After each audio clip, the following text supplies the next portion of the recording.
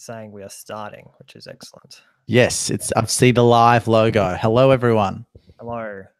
We are live. This is, the echo. I'm going to turn that down slightly. Mm-hmm. And my recording is not very loud. I'm not sure why that is. Yours is fine. Okay. I got to do a big new setup at some stage.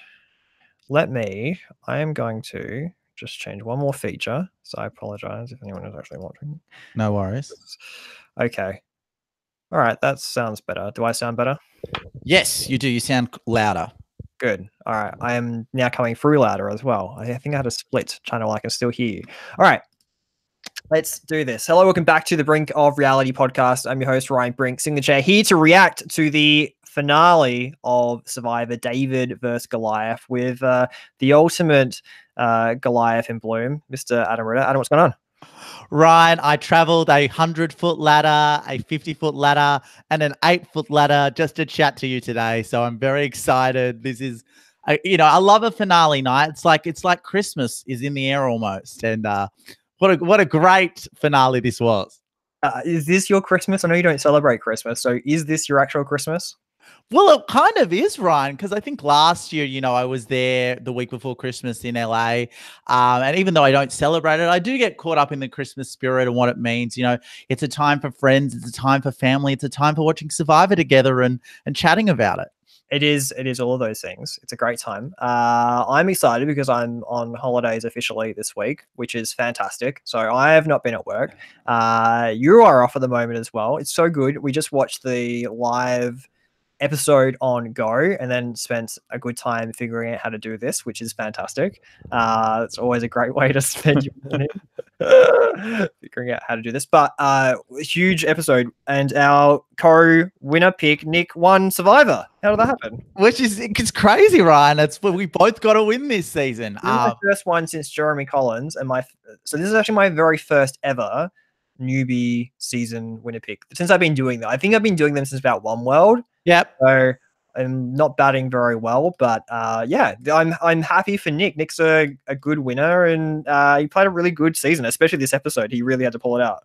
Yeah, well, I mean, for me, this is my first winner's pick since Tyson for Survivor US, and then I infamously picked the Survivor New Zealand winner.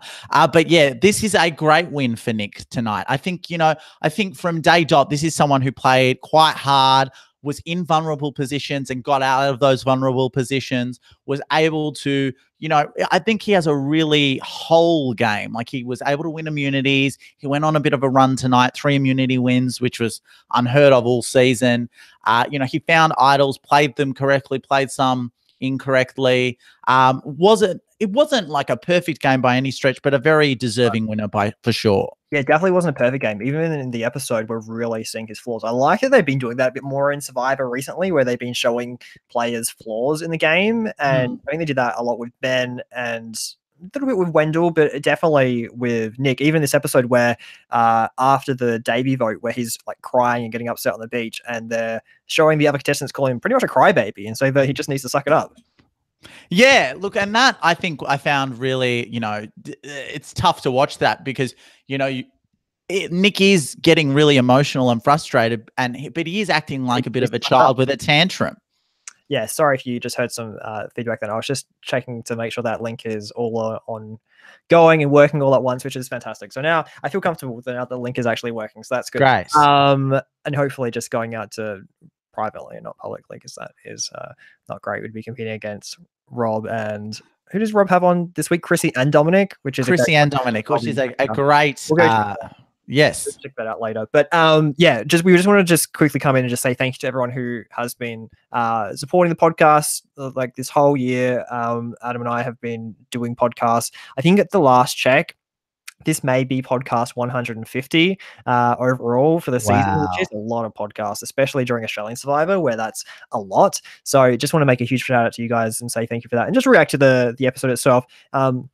My big takeaway was that the finale actually had what seemed like a pretty decent reunion. We actually had a proper reunion show. Is that just me, or did we actually have a reunion show just now? Okay, well, I mean, that reunion was 30 minutes. And in that 30 minutes, I think we covered a lot of topics And we spoke to pre-mergers. We spoke to pre-mergers. We even had discussion about gameplay throughout the season, questions that were lingering. We didn't have it taken over by any celebrities or anything like that. I mean, we have one infamous moment with Zeke and his boyfriend, Nico Santos, but yeah, it was great. Yeah, that wasn't too bad. I wasn't too fussed about having that. That was good to see Zeke and everything else is going on there. But yeah, I thought the finale was pretty good. Jeff was in pretty good spirits, and yeah, the episode, it just run pretty quickly. I thought the first vote, there was a pretty good time between the start of the episode and the Davey vote out. And I guess, like, I want to get your take. What do you think about Davey going out where he did, and everyone, I guess, turning against Nick and leaving him there? And it was really Mike who was the instigator of that vote. He was the person who was getting the numbers. And Davey said when he was being voted out, whoever instigated this has got my vote. It didn't end up that way. He did vote in part, which I like, but I didn't mind him saying that at the time. Like, that was his instant reaction. Like, wow, I've been blindsided, and full respect to whoever did that. Yeah, and you know what? If Davey did end up voting for Mike, I wouldn't hold it against him based on, that kind of through line. And I think we've seen this through line throughout these most recent episodes, is when the Davids, after that gambit with John and that blind side where they did have the majority, they eventually sort of started to cannibalize themselves because they all saw each other as these massive threats. And I think Mike was the prime benefactor of that because he used Angelina and his relationship with Nick to make the moves that he wanted to do. And so it didn't really matter that Nick had won immunity. Mike was going to get out the target that he wanted at the time. And I think it was smarter from his end. I feel that Davey maybe had more of a threat level to win those immunity challenges and run the table a little bit more than Allison, if we go by.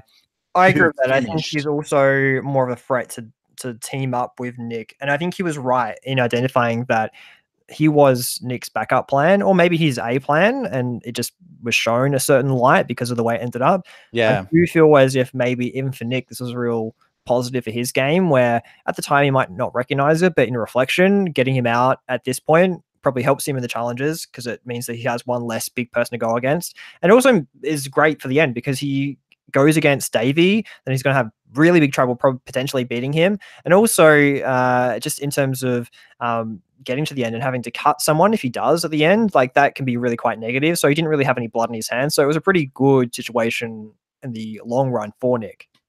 Yeah, I think so. And I think as well, it's this idea of differentiating the games. And I think Nick really did this well in the final tribal council, is that differentiation between Nick and Angelina's game. Whereas I think if Davey ends up sitting next to him, he doesn't have that differentiation. And I maybe even believe that Nick probably couldn't get rid of Davey through fire. I have a strong belief that Davey, just a feeling that Davey would have won a fire challenge and secured his spot in the final three if things go a little bit differently. Yeah, we'll talk about the fire challenge in a sec. That was really interesting. I'll get onto that.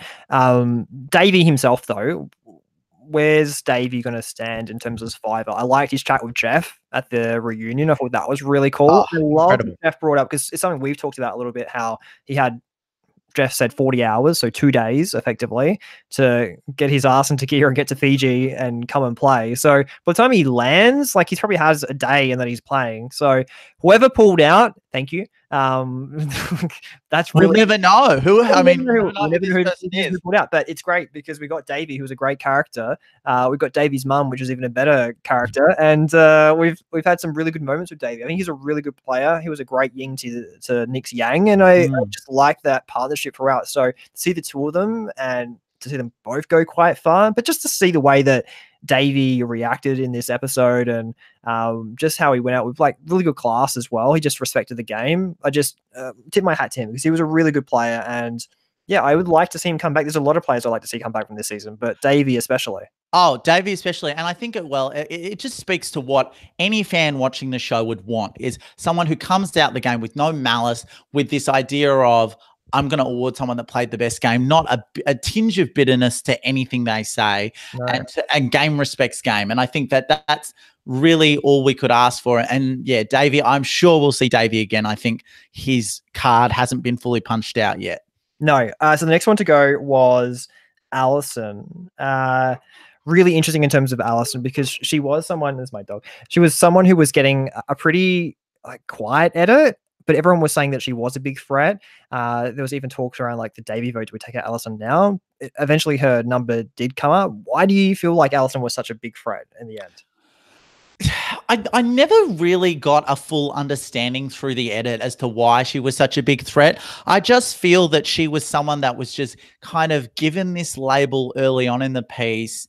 And then because she was always in the Goliath majority, I just didn't see her scramble up until the point that the Davids tipped the balance. And then all of a sudden, Allison was this target. Like a few of the Goliaths wanted to turn on her, Mike, possibly Angelina. But to me, I just never really got an understanding as to why she was such a big threat if she made it to the end. Yeah, I think it was interesting in terms of that vote there. If Nick doesn't win immunity, I honestly feel like he goes out next. Mike talked about it, that he might have to take out Nick. I think he does decide to take out Nick at that point, because I think he does see him as like someone who he would struggle to be at the end, as was evident at the end. So I'm interested to see, and maybe even ask Mike like about that question. Where did he see the game at 5, and whether he takes Allison? Because I think if Nick doesn't win that immunity challenge, maybe we're celebrating Allison today as the winner of the season. I do feel like she had a chance to make it quite far. Maybe the edit we see is completely different, because, well, of course, and it means that she's a great player out there. Like that's what people have been saying. But I think for me, it's harder to differentiate Allison's game from that of Kara's. And I think Kara tonight really showed that she did play a strong social game. And I think that a lot of people sort of confirmed that in their discussions and that kind of thing. I think Kara's always kind of being shown as talking about, oh, this is an idea that I've heard, but I also want to go along with it because it's going to benefit my game. And so I think, yeah, Allison, I do think the legacy of Allison, I don't know if we're going to remember her in 2 or 3 seasons. Like, I think she was, but again, it's what you said, Ryan, earlier on in this season, that I think she's just a normal sort of person. Oh, yeah. She's not that kind of bombastic, crazy character that we need sometimes. And that's okay. Yeah, she's a super normal person. I mean that in the highest compliment. She's just normal, which means on Survivor, she doesn't pop on TV like some of these other characters. I guess probably the most normal person of the season was Kara, because we saw literally nothing of her at all, even in this finale. And it's hard because I think she made a lot of the right moves, but even when we're getting so low in the numbers, her name's still not coming up. I don't know. What is she doing that is not coming? I mean, I think she described herself when she was trying to talk to Nick at the end, like she was playing a pretty plain Jane game. And I think that was pretty evident that maybe she makes the end. I still think she probably does better than like an Angelina. So I think he probably does make the right decision by not taking Kara to the end. But I think there was definitely a consideration to take Kara to the end. I just think Angelina was such a like juicy goat to take to the end that you have to. Agree. And I think looking on paper, I think Nick ideally would have wanted Mike out of the equation. I think his ideal final 3 would have been with Angelina and Kara, and I think he maybe would have got even more than the 7 votes he did get. I think Kara hit it on the nail on the head. I think she just wasn't flashy enough in terms of the moves. And I know that some fans out there will say, oh, but you don't need to have big moves to win the game. And I think we are in the quote unquote big moves era. We really are, because you have to point to something. Otherwise, people are going to, it's that fine line between, oh, I'm a great social player, that's why no one's voting me out, versus, oh, I'm a great social player, but I'm also getting no votes at the end, which is why I'm being dragged to the end. So that's that question that I think is the eternal Survivor question as you figure out who gets to the final. Yeah, I think with Kara, it would have been fascinating if she kind of got there. She obviously had that brain fade in the final challenge, which I liked. I really liked the ball challenge down the obstacle. It's a favorite. I argue it's I think it might be the best challenge at this point. Like, I love seeing it every few seasons. It's an equalizer. It doesn't really matter what physical ability you have, or even in terms of puzzles. It's just concentration. You really have to just be concentrating the whole time. And I think when you're 38 days in, it can really play havoc. It did on her, because she got confused with the 15-second rule and just forgot to get her ball. And you can feel the emotion. Like I know she felt that she dropped it at that point. If she makes the end, does she win? I still don't know. But even in terms of her making fire, like she was starting fire so easily back at camp, and then I don't know, she choked maybe in the fire making challenge. Well, it's the orange flag curse, Ryan. This is the 3rd season that the person that sits at the orange podium loses. So stay away. That talks about maybe they need to change the colors up in Fiji as well. It's getting a bit repetitive. But I agree with that as well. I think it was just unlucky. I don't know. I don't know what she was doing. When she was lighting the fire at camp, she seemed to have more flammable, not flammable, more sustainable items to burn. And she just kept on using the husk. It's like, I'll just like put something on there or something. I don't know. I'm not a fire starter, so I don't know. But I just felt like I don't know. I'm disappointed because I like Kara. And I would have liked to see her at the end. But I think we had a pretty interesting final tribal council despite the fact. Yes, despite the fact. And I think one term I could use to describe this final tribal council that I think it has over all others is that it's probably the most analytical, because I feel that everyone there was sitting, actually listening to all three of them. I think everyone really had a fair shot to argue their case, and no one really had preconceived notions. I feel like, I don't have preconceived notions, definitely. Okay, well, maybe people had preconceived notions, but I think people were as open as they've ever been in this format.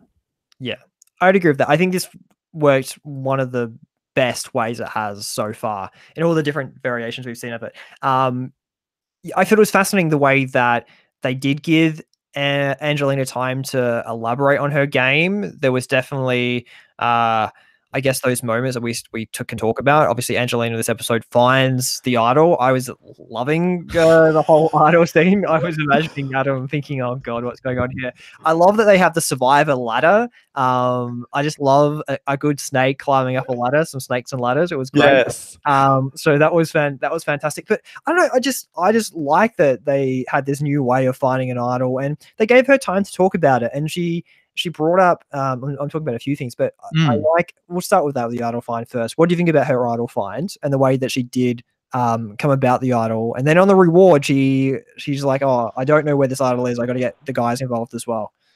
Yeah, look, I mean, I guess it kind of speaks to the difference between other players who have been able to find idols behind, but without assistance, and then Angelina needs assistance, and then also she can't hide the clue properly. She can't find the clue, loses it temporarily. So look, it wasn't perfect, but I like how they hid this idol, and it's a good for her ultimately to find this idol at this point in the game.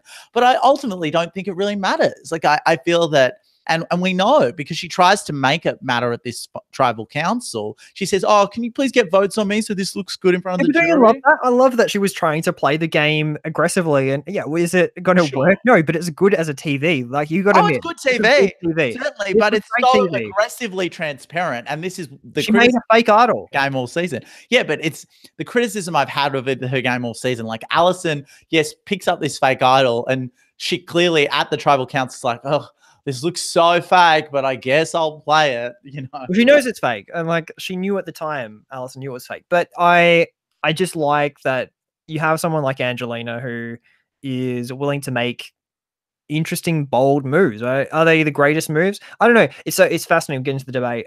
Sure. Jeff raises at the reunion about if it was a man making these moves, how would they be respected?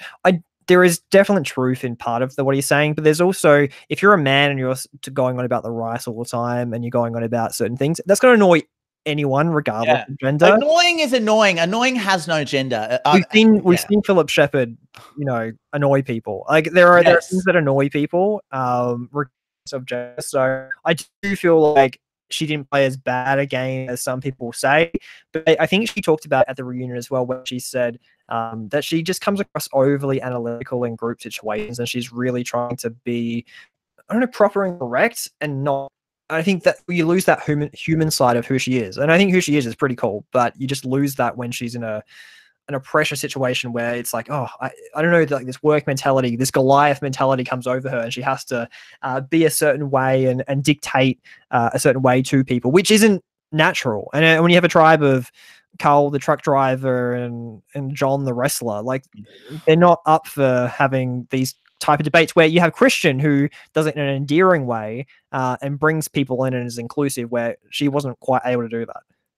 Yeah, and I think that boils down to why I've reacted so negatively in terms of like having to deal with certain aspects of her on-screen behavior. Again, I'm sure that she in her everyday life is perfectly nice, but I think, she did hit the nail on the head when she pointed out that if she's put in these situations, she's told to hype up certain aspects of her personality that I think aren't very appealing and lead to these kinds of situations where people look at her behavior and say, oh, it's very transparent what you're trying to do here, and it doesn't come across as genuine or authentic. I think it's better though that she has a understanding that that is who she is. I think there are some people who just don't get it. I think she actually does get it, which I appreciate that she understands that that's the way that she's coming across. Something that I did love about that auto find though was that they moved the ladder. So they're at the reward. She tells them they move the ladder to the position. Nick's moving the ladder to the wall. And the first thing is like Nick is up that ladder straight away wanting to grab the idol. Like, love it. I love it. And Angelina's like, I'll grab this idol. That'll be mine. Because to be fair, if Nick grabs it first, technically that could be his. Well, let me tell you. So in that moment, if you were Nick, and I know this is probably maybe bad gameplay, but would you have just been like, just try to go up the ladder anyway, even if she tries and stops you, and grab the idol first? Because then you do have the idol and then you can make the move. And then that's another thing that Angelina doesn't have over you. Yeah, I don't know. I don't know. It's dangerous. Angelina was such a big Nick fan. Like such a big Nick fan. Every time that he had a success, she had success. So but that's the problem sometimes. You get so like in this game, and I know this is very armchair analyst, but still like with these pairs, that's the danger. You get so wrapped up in like, oh, you're my alliance buddy, so any achievement for you is an achievement for me. But that when it boils down to the final three, that's not what's going to happen. He's going to claim all the credit and you're left with nothing. Yes. She did almost become like the anti-Laurel in this season, where she was Laureling it up, but just in a very unique way, which I didn't mind. But when you look at that final three, you've got three people: Nick, who's a huge super duper fan of the show for a long time; Angelina, who I think is like a newer fan, but definitely a big fan after going through the experience with Adam; and Mike as well has been a long fan for a very long time. So to have these three people at the end, that's also pretty unique and pretty special. So I really like this final three in terms of you actually have three genuine fans, all different walks of life, David's and Goliath's coming in and really battling it out in terms of, this ultimate ideology about who they are as people to ultimately win this game. I just think it was a really good cross section of people, like two younger people and an older guy as well, people from different backgrounds, economically, in terms of where they grew up in the country as well. So I just like that this was a really cool finale that was just different to what we've had over the last couple of years. And I just feel like overall this season was just so well edited, and then the finale was just really well done. The reunion was really well done. It's just, I feel like they've actually taken notes about what fans have been saying about the season. Like, all right, we got to go back and just do some things we used to do better. And I feel like they've appreciated that and understood that. Well, even like showing who everyone voted for. Yeah. Such like, like thing, but it's the winner. But it's so great to like not even just have to look up exit press to find those lingering questions about who voted for who. Like, the confusion around even the co-wrong finales, like who actually voted for, but it's still, it is like, seriously, they are learning, they are realizing these things. And what I also kind of appreciate, I mean, like even the family thing, because, Jeff's obsessed with only families watch these shows. Single people don't get to watch this Survivor, guys. But I think at this point, I like that even that is kept to a minimum. Like the kid writes the parchment, but that's it. Like it's not every on the street segment. Has just become one child who writes the winning person every time, which has been good. I'm waiting for the season where the person is like totally wrong, and we don't get the right person. But yeah, overall, I'm just really pleased with the way the season has unfolded. I think it's a really good winner. You are always someone who bases your season rankings based on the overall winner as well. That yes, how you see the season. I do it to a degree, and I think that this will bolster where the season has fallen, because I do feel like Nick is going to go down as a pretty good winner. Is he top 10 winner? Probably not, but I think he's probably somewhere between 10 and 20 at this stage. And I think this will really just amplify the season. I can't wait to rewatch this season like a year's time. Be like, yeah, this really was a good season, because just living it live now, I think it was quite a good season. Yeah, and I think what it is that there's something in every episode. Like, it's not just, it's got a really good endgame, or it's got a really good pre-merge like other seasons in the past that have really factored and they've fallen or they've gone up. It's just been really consistent. And it's this idea that things. There's a new dynamic at Tribal Council. There's a new talking point that's getting people excited. And I there's not an episode that I watched where I was bored. No, which I can't say for a lot of Survivor I've seen this year. No, I agree with that as well. So, like overall, like I said, we're gonna just go through this quickly and just talk about it. But yeah, my instant reactions was really positive. Overall, loved it. Love the reunion. Like I said, I love that they spoke to like most people, which was good. They talked to Pat. Is Pat coming back? Like this was the rumor that he might be on 38 originally. Adam, I didn't see it in the preview, but. Well, I think they did say in the previews talking about the edge of extinction, they only said 4 returning players. So they can't, I don't think they can like hide a 5th player. I do think if Pat is in contention, you know, it all depends on 39 and 40 and what they try and do. You know, if the idea of being season 39 is something significant as well, do we get something around day 39, but then Pat's out of that contention? But Pat's not big enough, in my view, to just be given a spot on a season 40 if it's just a classic all-stars season. So there's a lot of questions in terms of the next year of Survivor. What does it all mean? What are their plans? And if they are going to make a big splash for season 40, what's it going to entail? Yeah, agree. For me, 42 minutes of Pat was enough. So I'm okay with that. I guess the other talking points of the finale, Jeremy was not there as well. From my understanding, he left Ponderosa early and was disinvited from the finale. I saw a photo of him with Alec watching. Obviously, we know Alec was uninvited as well early in the season because of his photo with Kara. So, yes. Yeah, like that was interesting. Did you have any awareness that he wasn't going to be there? I had a little bit of a feeling, possibly just from a lot of the social media and Jeremy being away from a lot of people. Yeah, but I think it was a jerk during his exit round. Like he was pretty bad. I know you were on their flip side. Yes, well, that's fair, but I do think the jerk side. But I do think Jeremy posted a photo with Angelina, so we assume there is still a friendship there at some point. No, dead to us. Well, I mean, we'll never know. We'll never know. Because I do feel like Jeremy's probably done with Survivor after this. He probably will not talk to these people again, and he won't talk about the show.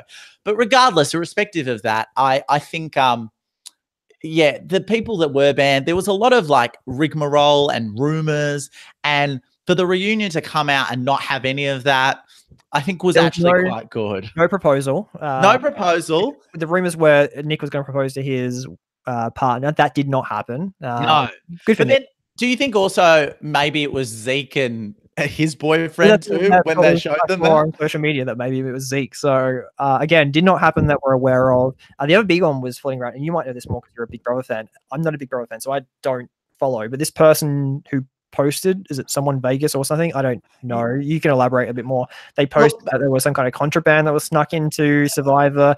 I'd heard that it was marijuana that was snuck onto the island, which I don't care, but each their own. But it didn't seem like it was something that was going to get someone to lose their votes. Like, I don't quite get what was being said. Well, I guess from my experience, this particular spoiler is someone who is known to blow up things and overstate things, and then when it doesn't end up being true, downplay the spoiler immediately. So there were a few instances during the Big Brother season of this person doing that and talking about certain HOHs and people who had cheated in certain competitions, but none of this was ever shown on the edited version of the show. But there were also times where they got spoilers correct, like they were able to really determine what the challenges were for certain competitions before they were even shown on television. So that's why I kind of took this rumor with a 50-50. Could be true, could be not true. Clearly not true. And it does seem like someone who does seem like a bit of an attention seeker and wants to inflate their ego before a new season of Big Brother Celebrity premieres in January or February. So again, I guess maybe next time we take her or his or her news with more of a grain of salt than we have in the past. Yeah. Sounds like a real Adam Ritter. Why would I spoil seasons, Ryan? That's the difference. Why would I be an attention seeker too? Ooh. Yeah. There you go. There's the point. Overall, yeah, really good season. Happy for Nick. I'm going to be chatting to Sandra later in the week, so stay tuned for that one. That'll be coming up. Again, huge thank you to Donna, who set that one up with Sandra, so I'll be doing that tomorrow. Extra Press. I do have Extra Press tomorrow, which is good. I will not be talking to Nick I don't believe that I will. So just for timing for that, but I believe I'll be talking to everyone else. So stay tuned for that. I'm sure. I actually think there's a chance that I could chat to Nick at some stage. Adam and I have both been fans, and we've communicated a little bit during the season. So hopefully we can chat to Nick at some stage down the track after he's recovered from his Goliath win of Survivor Day vs Goliath. Before we do go, we will talk about Edge of Extinction. Arguably has the worst logo in the history of Survivor. Oh, awful. It's like someone, I have to give this credit. Someone in one of the groups I'm in said it looks like bad 90s. And I'm a fan of the 90s. I'm a child of the 90s, but it looks like a bad 90s logo. It just looks like something that you'd find on the Survivor Reddit that someone's made. Like, no offense, but it's just like a very just average logo that has come about. I do not like it at all. But the season itself, Edge of Extinction, we've talked about it a little bit previously on a Patreon podcast. We know that now we can officially talk about 4 players are coming back: David Wright, Aubrey, Bracco, Kelly Wentworth, and Joe Anglim, all returning. All 4. It's really weird. I feel like 3 of those people are kind of similar, and one of them is very different. But yes, the season will probably benefit the person who's very different in Joe Anglim, who has a very interesting moustache coming to the season. I'm not sure what's going on there. It's the Zeke Rancher Rick memorial moustache. I don't know. Maybe he's become a game changer since. Is he dating Sierra Dawn Thomas? I don't know. He's still with Sierra Dawn Thomas apparently. So we'll see how that unfolds. Edge of Extinction, from what we know so far, is effectively you're voted out, but you're not technically voted out. You go to this island of extinction or whatever it is, and you'll be there, and they'll have challenges, I believe, at the merge, and then one later in the game at 6 or 5, or we're not really sure when, to come back into the game, kind of like Redemption Island, but just without having the Redemption Island challenges every week. So that'll be interesting to see if people quit and whether they make the conditions really hard, because we know when Ozzy was on Redemption Island, he was just fishing and living it up every day like I don't know, jungle boy. He loved it.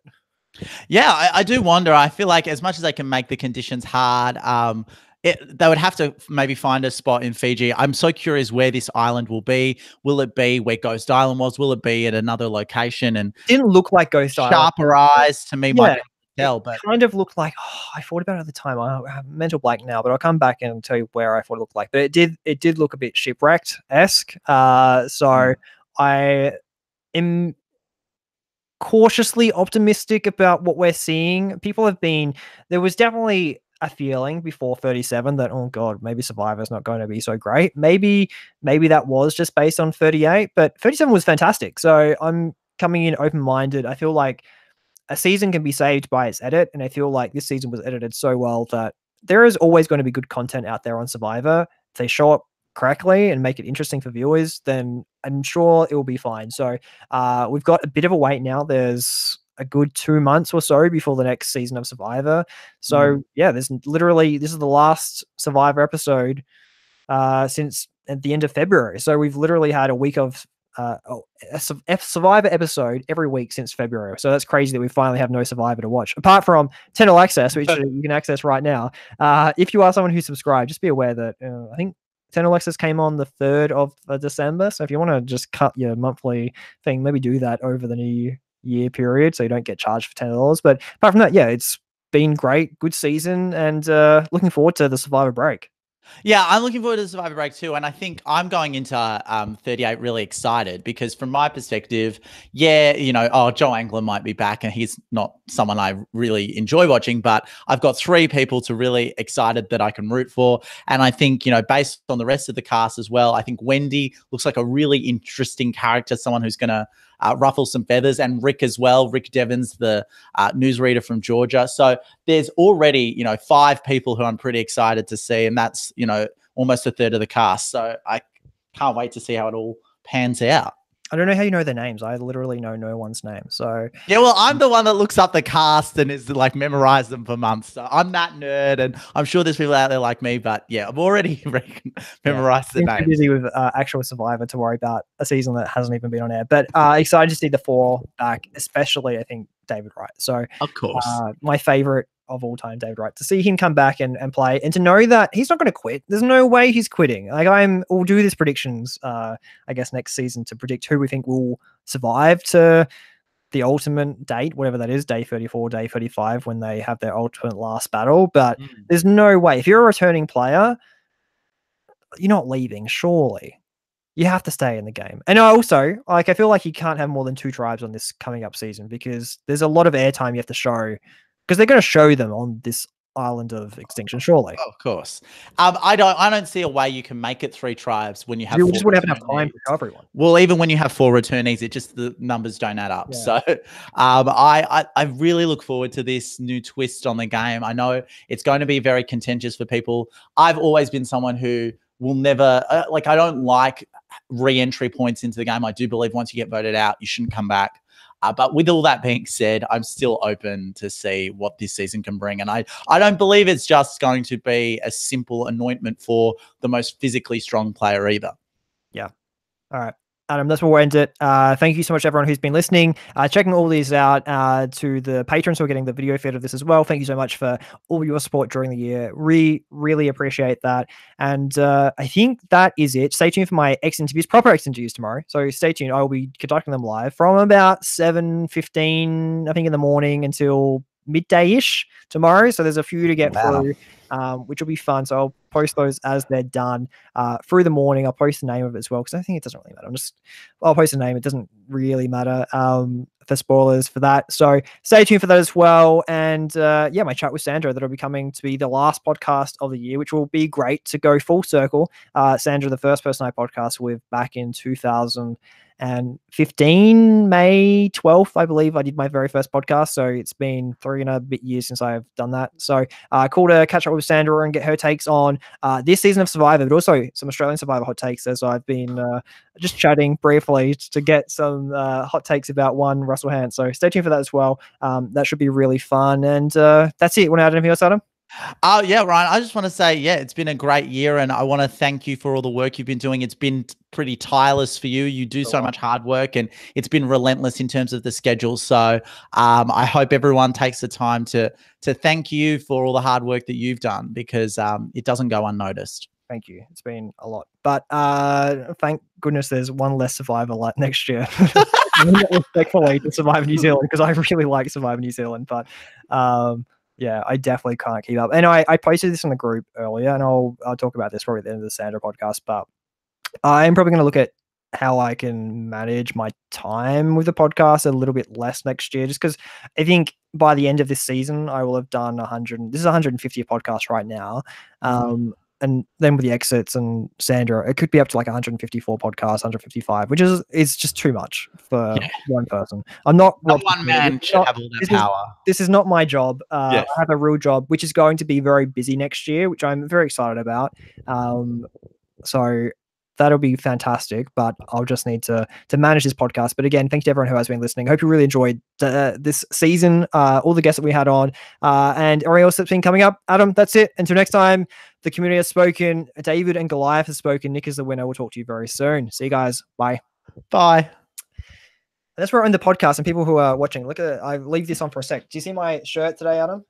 I love it. It says out work, out talk, out slam. I love all of those twists on the Slam Town. How much did that set you back, Ryan? They can't hear you. They can't see the shirt, the Slam Town shirt, when you speak. But I think it probably close to 50, I reckon, because of the shipping. The postage, yes. The shipping will always get you. I think it was like 25 for the shirt and 25 for the shipping. And I ordered it back in November, and it's taken like early mid-November, and it's taken this long to come. I reckon I ordered it when he was still in the game. So yeah, so it's been voted out since then. I still need to buy the buffs for this season, but I know that it's hard. They're not on the CBS shop, so yeah, on that as well, because I'll leave this in for the video. I'm still in the video. It's fine if you're a patron, you're listening.